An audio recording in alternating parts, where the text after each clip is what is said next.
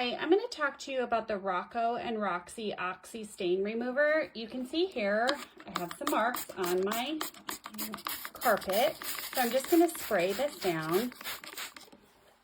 I'm going to let it sit for a little bit, and then I'm going to blot it. I want to tell you, do you hear this? There's like barely any left in this bottle. I definitely need to reorder because this is my go-to carpet stain remover. So it's been on there, how long? Not very long at all. You guys saw how long, like 20, 30 seconds. And now I'm just blotting to really pick up that dirt that was on that carpet.